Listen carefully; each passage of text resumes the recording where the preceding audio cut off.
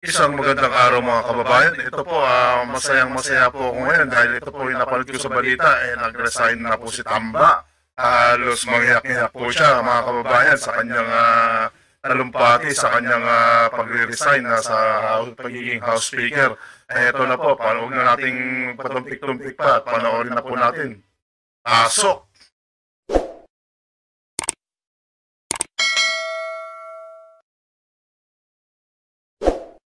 Mahal kong kasamahan sa malaking kapulungan. Mahal kong kababayan, magandang araw po sa inyong lahat. I stand before you today with utmost humility and with deep gratitude for the trust and confidence you have accorded me. That trust has been the source of my strength in every day of service. When I assumed this responsibility, I made a solemn commitment that the House of Representatives would be the people's house. Isang kongresong bukas, tapat at tunay na naglilingkod. Yet leadership also demands that we confront the trials of the President. In his recent State of the Nation address, our President reminded us that accountability must prevail and that no one is above scrutiny. I fully and unequivocally embrace that call. The issues surrounding certain infrastructure projects have raised questions that weigh not only upon me, but upon this institution we all serve. Ang ating mga kababayan ay naghahangad ng linaw at higit sa lahat ng tiwala. Tungkulin natin ito'y may balik. The longer I stay, the heavier that burden grows on me, on this House, and on the President I've always sought to support. And so, after deep reflection and prayer, I have made a decision today with a full heart and a clear conscience. I tender my resignation as Speaker of the House of Representatives. I do this so that the Independent Commission on Infrastructure may pursue its mandate freely and fully, without doubt, without interference, without undue influence. Walang pipigil, walang makikialam. Let the truth emerge and let justice be done. My colleagues, carry forward the work of this institution with unity and resolve. To the Filipino people, never lose faith in democracy, for it remains capable of self-correction and renewal. Mga minamahal kong kababayan, I leave this chamber as I first entered it, a humble servant, ready to serve wherever duty may call. I step down not in surrender, but in service. For sometimes, the greatest act of leadership is the grace to let it go, so that this institution may endure stronger than ever before. Madamo nga salamat, ayong nga tanan. Mabuhay ang Kongreso ng Taumbayan. Mabuhay ang Pilipinas.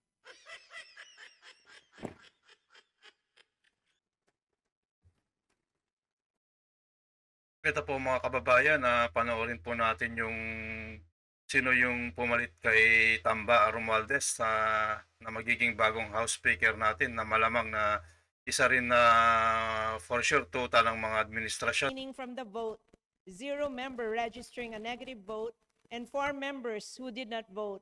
The results of the voting show that the Honorable Faustino Boji G.D. III garnered 253 votes. With 253 votes, the chair declares the Honorable Faustino Boji G.D. III from the 6th District of Isabela as the duly elected Speaker of the House of Representatives. Majority Floor Leader. Yan po mga kababayan, yung bagong House Speaker natin na palit kay Tamba. To the rostrum for the oath taking. The Honorable Javier Miguel Lopez Benitez of the 3rd District of Negros Occidental will administer the oath of office to the Speaker-elect. The Honorable Benitez is invited to the rostrum to administer the oath of office of the Speaker. May we request all the members of the House to rise.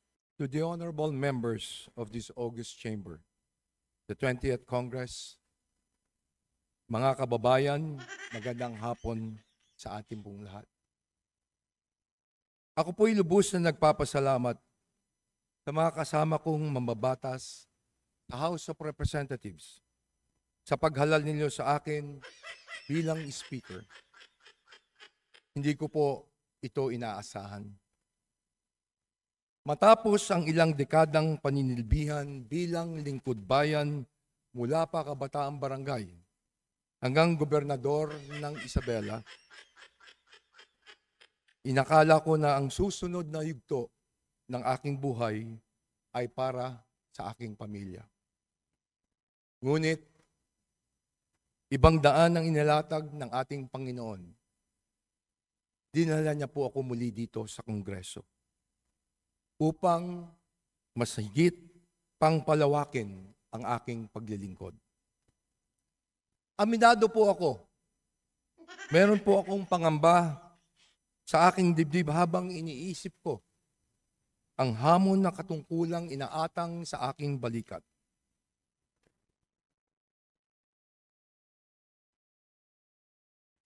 Patid ko po na marami sa ating mga kababayan ang nasasaktan at nagagalit na dahil sa mga kasalukuyang kaganapan.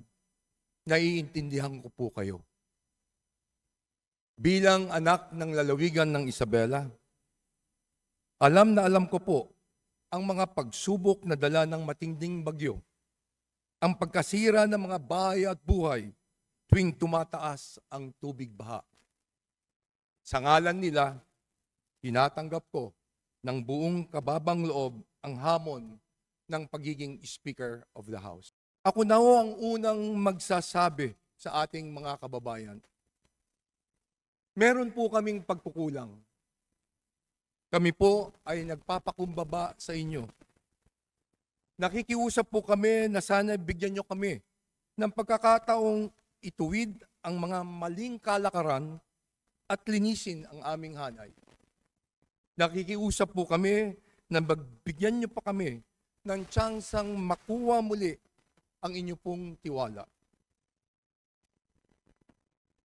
Ako po ay kaisa ng ating mahal na Pangulo sa kanyang layunin na linisin ang pamahalaan upang tayo ay bumangon muli.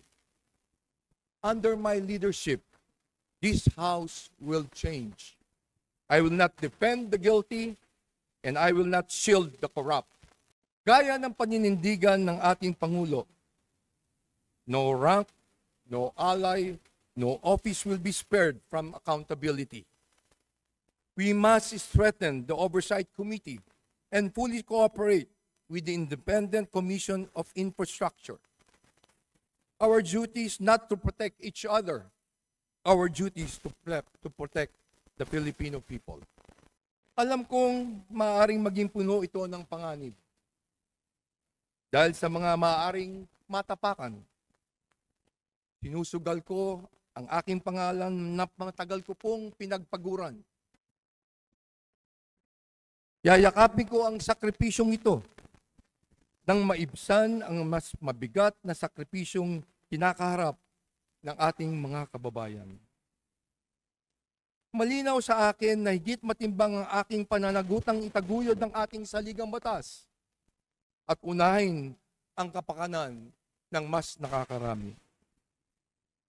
Hindi ko hayaan ang sino man na membro dito sa 20th Congress na gamitin ng Kongreso para sa kanyang personal. Panahon na nang ituon natin ang ating paningin sa mga pangailangan ng ating mga kababayan. Sila ang rason kung bakit tayo naririto. Huwag sana po natin kalimutan yan. Sila ang unahin natin bago ang pangsariling kapakanan. Kung meron pong dapat na managot sa mga umuugong na mga paratang na ito, titiyakin natin na magiging patas ang mga pagdinig at kung meron mang mga pangalang nabanggit sa mga pagdinig na ito, may mga tamang forum para sila ay makapagpaliwanag. Tayo po ay magiging transparent at accountable sa ating mga gawain. Kung kinakailangan, magpag-ugnayan sa mga naglalabas ng saloobin, ako po mismo ang harap para makipag-usap. Sa bagong kongreso, ipaparamdam po natin ang tunay na malasakit. Ipapamalas natin ang tunay na paglilingkod na nakatutok ng buo para sa pag-angat ng buhay ng sambayanang Pilipino. Walang ibang agenda, walang ibang interes. Kapakanan ng Pilipino ang simula, gitna at dulo at wala ng iba. Sa lahat ng ito, hindi tayo hatulan sa ating mga salita, kundi sa ating mga gawa. Hindi tayo husgahan sa ating mga pangako, kundi sa ating pagtupad. Kaya hinihikayat ko ang bawat isa na sama-sama nating isulong ang isang bagong Pilipinas na matatag, marangal at nagkakaisa. Muli, maraming salamat sa inyong pagtitiwala. Pagpalain nawa tayo ng puong may kapal. Mga kababayan, maraming salamat po sa panonood ninyo sa News That Matter. At huwag niyo kalimutan i-share, like, and subscribe para naman po mapapanood ng ating mga mahal na kababayan at doon po sa iba't ibang panig ng ating mundo. Maraming salamat po. God bless.